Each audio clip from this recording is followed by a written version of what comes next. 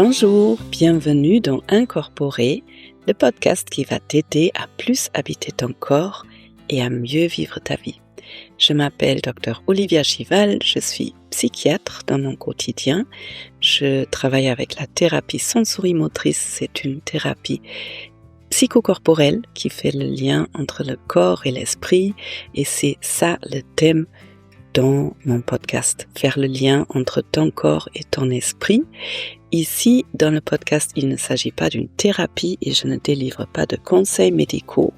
En revanche, il s'agit d'un espace dans lequel tu trouves des informations, des expériences à faire et des interviews avec des experts dans le domaine et un peu plus large aussi, des experts qui peuvent t'éclairer et t'aider peut-être pour nourrir la relation avec toi-même et pour, avoir une vie plus heureuse sur cette terre. Bienvenue dans ce nouvel épisode, bienvenue si c'est la toute première fois que tu viens découvrir Incorporer et bienvenue si tu fais partie des personnes qui reviennent régulièrement. Merci pour ta confiance dans tous les cas. Peut-être tu as envie de commencer par une grande inspiration dans le ventre.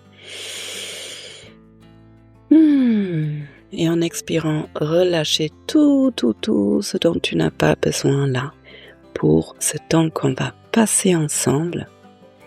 Et aujourd'hui, j'ai envie d'aller dans le thème des relations. C'est un peu le thème depuis ce début de l'année dans Incorporer, j'ai l'impression. Et ces derniers temps, j'ai beaucoup échangé avec une amie sur différentes façons de vivre une relation. Et je ne sais pas si tu connais ça, mais il y a des personnes qui ont beaucoup de doutes en commençant des relations intimes de couple, mais ça peut être des relations amicales. Il peut y avoir des doutes, il peut y avoir de l'angoisse. Et selon comment on a grandi avec nos figures d'attachement, donc en général nos parents, si on a appris que l'amour, entre guillemets l'amour, et l'insécurité, quand on a vécu avec des parents qui n'étaient pas sécures dans leur façon d'être avec nous, eh bien le système nerveux fait un lien, il fait une sorte d'ancrage entre la personne n'est pas disponible ou c'est hyper dangereux. À chaque fois, je vis des moments d'anxiété intense et c'est ça l'amour. Et donc, on peut plus tard se retrouver dans des relations dans lesquelles on ne vit pas la sécurité. C'est peut-être très excitant, mais c'est aussi très épuisant. Et à l'inverse, quand ces personnes qui ont grandi dans un environnement insécure, quand elles tombent sur une personne qui propose la sécurité dans le lien, eh bien ça peut sembler très fade et on peut se sentir bien avec cette personne, mais c'est comme s'il manquait quelque chose. Alors que c'est là où, a priori, on peut construire des relations durables et guérir dans le lien. Parce qu'en fait, on est blessé dans le lien au départ et en même temps on peut guérir dans le lien. Donc je vais aller un peu plus en profondeur dans ce thème-là, des relations, du système nerveux et bien sûr proposer aussi quelques pistes comment tu peux trouver une personne et créer avec cette personne une relation qui dure et qui devient de plus en plus stable, de plus en plus heureuse, de plus en plus nourrissante au lieu d'aller dans des relations qui sont hyper excitantes mais qui en général ne durent pas très longtemps et qui peuvent être très épuisantes. Voilà, et avec tout ça dit, c'est parti pour l'épisode.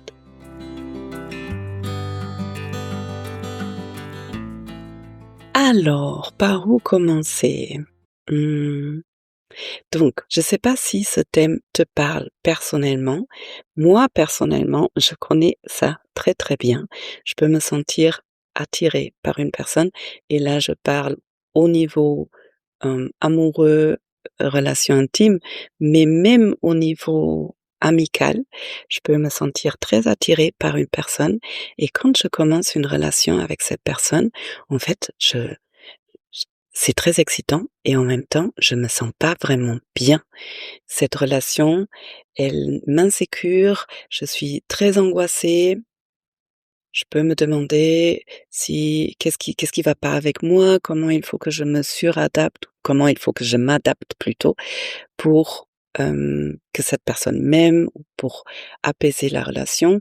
Donc en fait, il y a jamais vraiment de tranquillité. Il peut y avoir des moments où je suis avec la personne et je suis la plus heureuse et dès qu'on n'est plus ensemble, eh bien la tête, elle se met en mouvement et en fait, c'est épuisant. Et je connais le contraire aussi, au niveau intime et au niveau, hem, des amitiés. Que je rencontre une personne, je me sens pas forcément attirée et en revanche, je me sens bien. Je me sens vraiment bien avec cette personne et je me sens en sécurité, c'est doux, je me sens vue, je me sens entendue. C'est comme si mon corps, il se détend. C'est le contraire de cette, électricité avec d'autres personnes. Mon corps, il se détend et en même temps, il y a la tête qui peut venir en disant: «Oui, mais» et venir avec plein d'arguments. Pourquoi c'est pas une bonne idée de commencer une relation avec cette personne et ça peut être un sentiment de: «C'est fade» ou «Il manque un truc», autant ça peut même faire peur et la peur, elle peut être très inconsciente. Une peur du genre, «Oui, mais si je m'engage avec cette personne et finalement c'est pas la bonne». Voilà. Donc je ne sais pas si ça te parle personnellement ou si tu as des personnes dans ton entourage qui vivent ça. En tout cas, moi, je me suis rendu compte dans ma vie et je continue à me rendre compte que les personnes avec lesquelles je me sens vraiment entendue, vue, où mon système nerveux s'apaise, eh bien c'est là où je peux créer vraiment quelque chose dans la durée qui devient de plus en plus intense en fait au deuxième plan. Donc maintenant un peu de théorie. Si on a grandi dans un environnement insécure, avec des parents qui n'étaient pas vraiment présents ou des parents qui étaient, lunatiques ou des parents qui étaient mal. Donc, comme d'habitude, il y a pas de jugement à avoir, si c'est possible, parce que chaque parent fait au mieux de ce qu'il peut avec ses propres bagages. Mais en tout cas, si l'enfant s'est retrouvé tout le temps à devoir faire des efforts pour être aimé ou regarder comment ils vont mes parents et du coup s'oublier et s'adapter aux besoins des parents. S'il y avait beaucoup de peur, d'angoisse, d'insécurité, d'instabilité dans la façon dont cet enfant a grandi, c'est presque logique que l'enfant ou le système nerveux de l'enfant peut confondre cet état de d'intensité avec l'amour. Parce que nos premières relations laissent des traces, parce que c'était extrêmement important pour cet enfant d'avoir ces liens, parce qu'un enfant ne peut pas survivre sans les parents.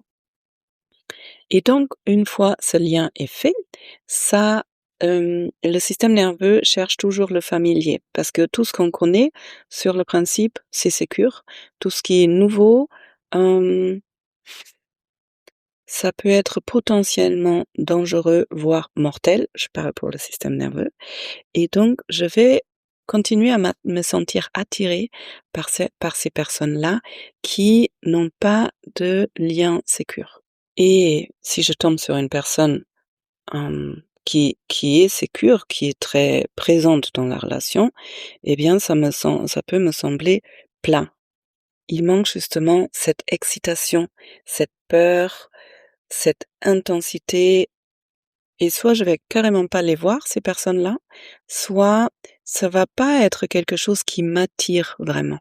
Ce que j'ai entendu souvent, c'est que les personnes me disent: «Je pensais que ça allait venir», enfin si une personne insécure se met avec une personne sécure, commence une relation avec, à un moment donné, j'entends cette phrase: «Je pensais que ça allait venir, mais ça ne vient pas». Et du coup, je me demande à chaque fois: «Mais qu'est-ce que c'est ça?» Et en fait, l'intensité, donc tout ce quand les gens disent, il y a beaucoup de sentiments dans notre relation, l'intensité, ce mélange et cette, succession entre amour passionnel, puis la colère, être blessé, puis je me sens super attirée, tristesse, cette intensité-là et le manque aussi parce que du coup, on sent souvent un manque énorme dans ces relations. Eh bien, cette intensité et le manque sont souvent confondus avec la passion et avec c'est ça l'amour, c'est intense et la sécurité est souvent confondue avec l'ennui. Et il y a des études là-dessus. Il y a une étude qui est rigolote de 1974 et tu peux aller la chercher, de Dutton and Aaron. Et dans cette étude, ils ont fait traverser, je pense, si je me rappelle bien, 80 hommes, un pont suspendu et il y avait un pont suspendu où ce qui faisait vraiment peur et un pont suspendu qui était hyper sécure et où on pouvait marcher, sans avoir peur et au milieu de ce pont, il y avait une jolie femme qui faisait une interview et une interview qui leur faisait passer un test. C'est un test psychologique aujourd'hui, il n'est plus très utilisé. Ce test consiste en quoi? On montre aux personnes des images qui ne sont pas claires, des scènes qui ne sont pas claires, comme 2 personnes qui se regardent, une personne seule dans une pièce et on leur pose plusieurs questions, genre, qu'est-ce qui s'est passé avant? Qu'est-ce qui se passe dans cette image-là? Qu'est-ce qu'ils pensent les personnes? Comment la situation va se dérouler? Comment la scène va se dérouler? Et en fait, dans cette étude, ils se sont rendus compte que les personnes, les hommes qui étaient sur le pont, insécures, où ils ont en même temps ressenti beaucoup de peur, il y avait beaucoup plus de contenu sexuel dans ce qu'ils ont interprété dans les images et 2, ils ont essayé de contacter je crois qu'ils avaient le droit de contacter l'intervieweuse après. Il y avait beaucoup plus de tentatives de contact de ces hommes-là, contrairement aux hommes qui ont passé le test sur le pont où il y avait pas trop de peur, parce que le pont, il était sécure, bah, il y avait moins de contenu sexuel dans l'interprétation et il y avait beaucoup moins d'hommes qui ont essayé de contacter l'intervieweuse après. Je trouve ça assez parlant et assez rigolo, comme quoi notre système nerveux, il peut vraiment confondre arousal en anglais, c'est vraiment cet état d'excitation, de peur avec de l'attirance et du coup la passion, l'amour. Et puis, il y a plein d'études un peu dans tous les sens autour de ce thème. Il y a, la différenciation entre passionate love, donc l'amour passionnel, avec de l'intensité qui peut presque être obsessionnelle des fois, avec, de la forte attirance physique. Et il y a des études qui montrent que ces formes d'amour sont plutôt limitées dans le temps, comparées à ce qu'ils ont appelé companionate love. Donc c'est plutôt l'amour, je sais pas, avec un compagnon, mais quelque chose de beaucoup plus calme.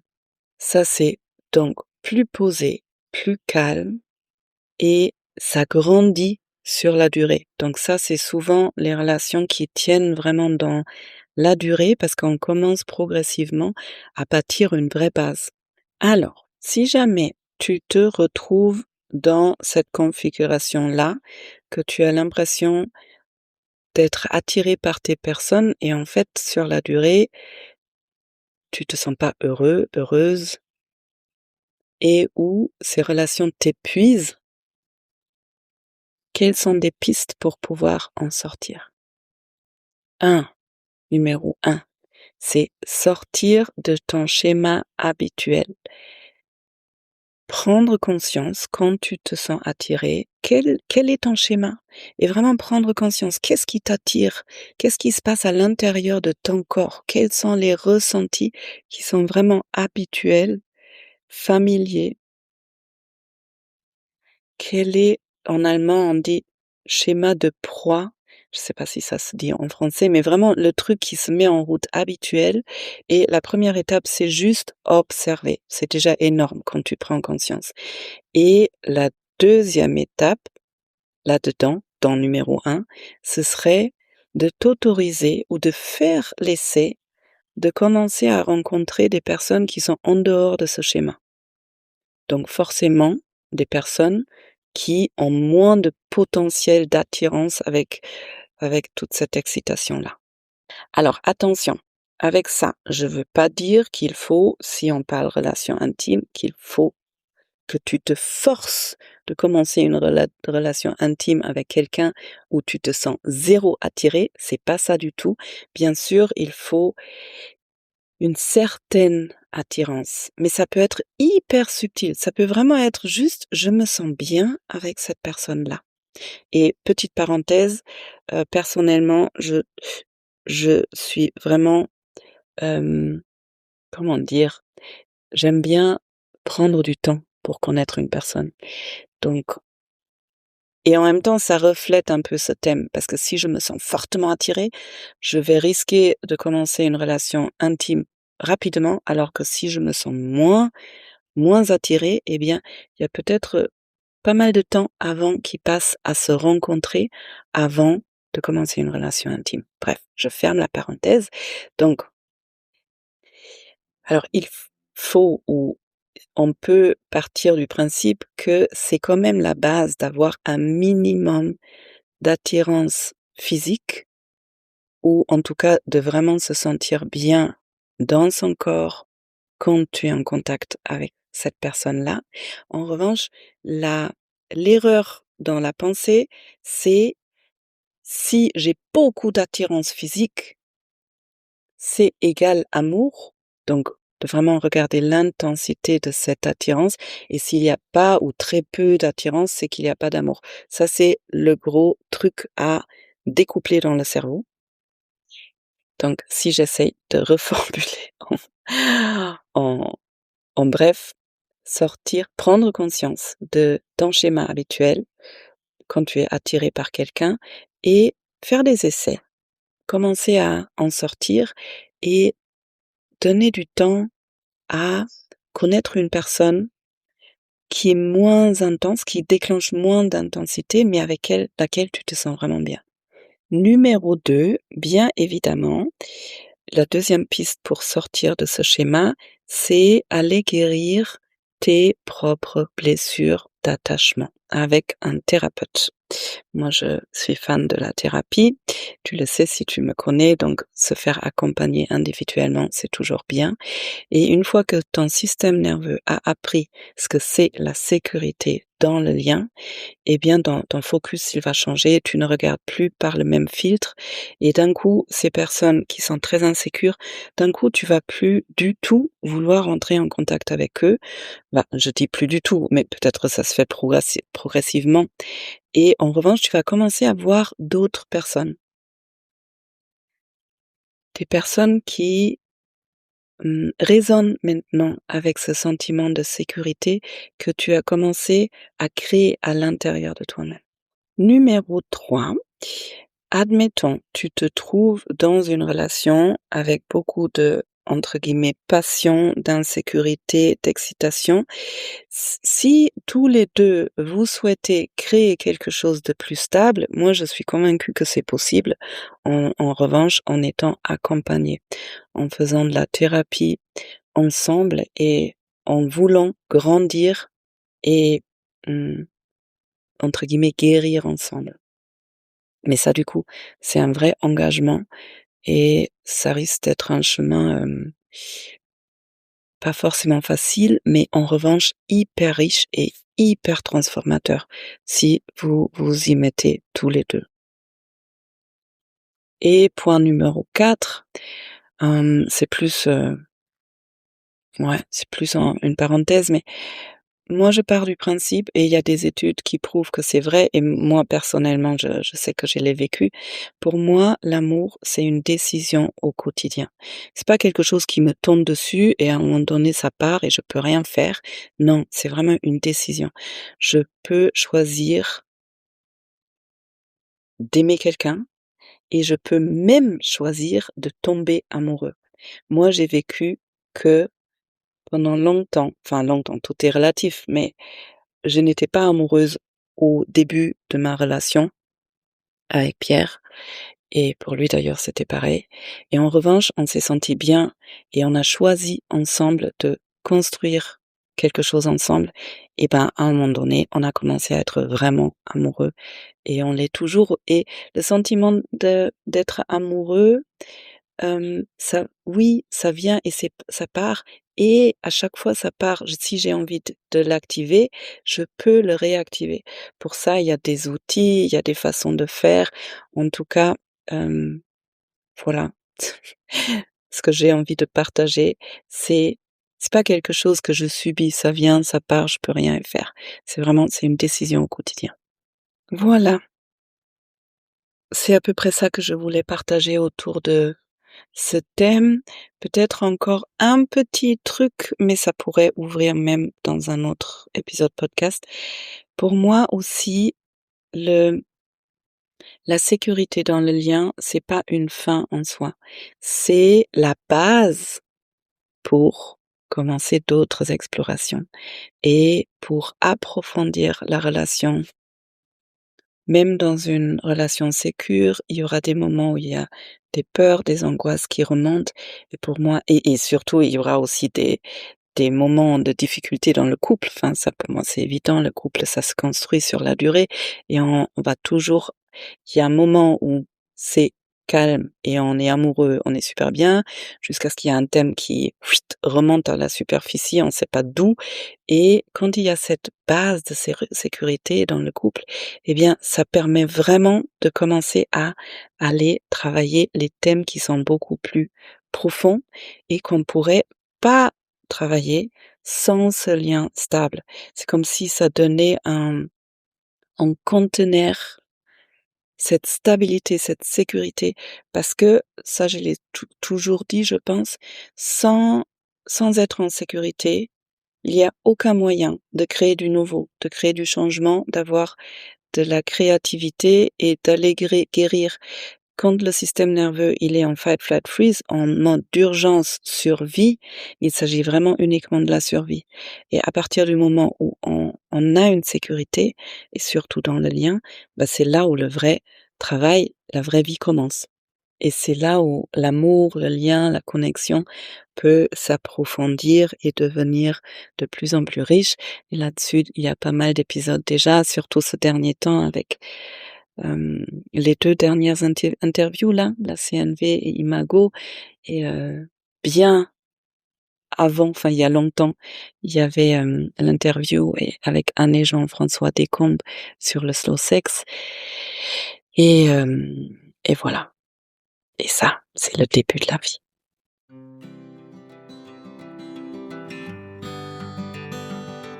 Bienvenue après cet épisode. J'espère qu'il y a des choses qui t'ont parlé, qui t'ont touché, qui ont peut-être éveillé ta curiosité. En tout cas, si tu as envie d'explorer plus autour de ce thème, je vais essayer de te mettre quelques liens en dessous de cet épisode. Si tu connais quelqu'un qui aurait besoin d'écouter ces mots, ces concepts, ces idées, eh bien merci de partager l'épisode. Merci pour tous vos commentaires, pour tout le monde qui a déjà abonné la chaîne. Merci d'abonner, ça permet au podcast de grandir. Et puis il y a la possibilité maintenant d'écrire un commentaire aussi sur Spotify. Et je suis ravie de tous les commentaires. Ça me permet aussi d'ajuster mon contenu si je sais qu'est-ce qui vous parle. Donc, si tu as envie d'écrire un commentaire, ce qui m'intéresse, c'est qu'est-ce qui t'a parlé toi dans cet épisode. Qu'est-ce que toi tu amènes, une chose qui va te permettre de voir les choses un peu différemment dans ta vie. Et puis, il y a la possibilité de t'inscrire à la lettre d'Olivia, c'est ma newsletter qui sort une fois par mois, dans laquelle je partage les choses qui m'arrivent dans mon quotidien, que je traverse et qui me font grandir. Et maintenant, je te souhaite d'aller bien. Ah oui, il y a un truc que je voulais partager que j'ai complètement oublié. Mais bon, c'est très bien pour la fin. Je ne sais pas si tu connais Elizabeth Gilbert, qui a écrit le livre, entre autres, Eat, Pray, Love, et qui a dit dans une interview, et ça m'a beaucoup touchée, quelque chose du genre, tu devrais aller uniquement et rester uniquement là avec des personnes where you feel safe, warm and held. Et en français, comment je peux traduire ça? Va chez des personnes où tu te sens en sécurité, où tu te sens chaud, accueillir, vu, porté, tenu, où vraiment tout ton corps peut se détendre. Et si tu vas dans ces relations-là, eh bien là, la magie peut s'opérer. Let the magic happen, m'a dit mon ami récemment. Voilà.